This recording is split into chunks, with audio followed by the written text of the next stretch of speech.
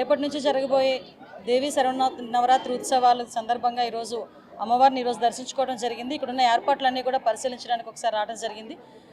విశేషమైన నవరాత్రి ఉత్సవాలకి తెలుగు రాష్ట్రాల్లోనే కాకుండా ప్రపంచవ్యాప్తంగా ఉన్న తెలుగు వాళ్ళందరూ కూడా, చుట్టుపక్కల రాష్ట్రాల నుంచి వచ్చిన తెలుగు వాళ్ళందరూ కూడా ఇక్కడికి రావటం, ఈ నవరాత్రులు కూడా అమ్మవారిని దర్శించుకోవడం, ఆశీర్వాదాలు తీసుకోవడం అన్నది మనకందరికీ కూడా ఆనవాయితీ.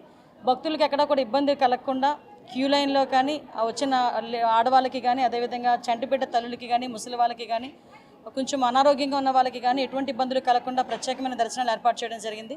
అదేవిధంగా ప్రోటోకాల్ దర్శనాలకు కూడా ఒక టైం బాండ్ అనేది ఏర్పాటు చేసుకుని మార్నింగ్ 8 to 10 ఒకటి, తర్వాత 2 to 4 ఒకటి, ఒక టైం బాండ్ కూడా పెట్టుకుని ఆ ప్రోటోకాల్ దర్శనాలు కూడా ఏర్పాటు చేయడం జరిగింది. వచ్చిన భక్తులకు ఎవరికి కూడా ఇబ్బందులు కలగకుండా అన్ని రకాలైన సౌకర్యాలు కల్పించి ఎక్కడ కూడా ఎటువంటి ఇబ్బంది కలగకుండా చూసుకునే బాధ్యత ఇక్కడ అన్ని డిపార్ట్మెంట్ వాళ్ళు, ఎండోమెంట్ డిపార్ట్మెంటు, హోమ్ డిపార్ట్మెంటు, అదేవిధంగా ఇరిగేషన్ డిపార్ట్మెంట్ దగ్గర నుంచి అన్ని డిపార్ట్మెంట్లు కూడా, మున్సిపల్ శాఖ అందరూ కూడా ఏర్పాట్లు చేయడం జరిగింది. నిన్ననే దాని మీద సమీక్షలు కూడా నిర్వహించుకోవడం జరిగింది.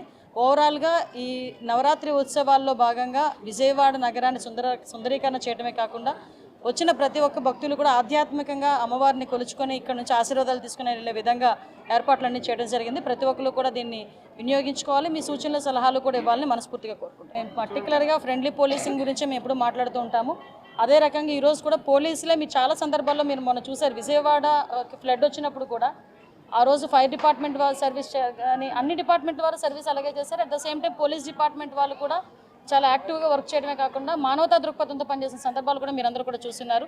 అదేవిధంగా ఈరోజు కూడా క్యూ లైన్లో ఉన్న వాళ్ళు ఎవరికి కూడా ఎటువంటి ఇబ్బంది కలగకుండా చూసుకుంటున్నాం. అదేవిధంగా హోల్డింగ్ ఏరియాస్ ఇంతకుముందు ఒకటే ఉండేది, కానీ ఈరోజు ఒక 7 హోల్డింగ్ ఏరియాస్ పెట్టుకున్నాం.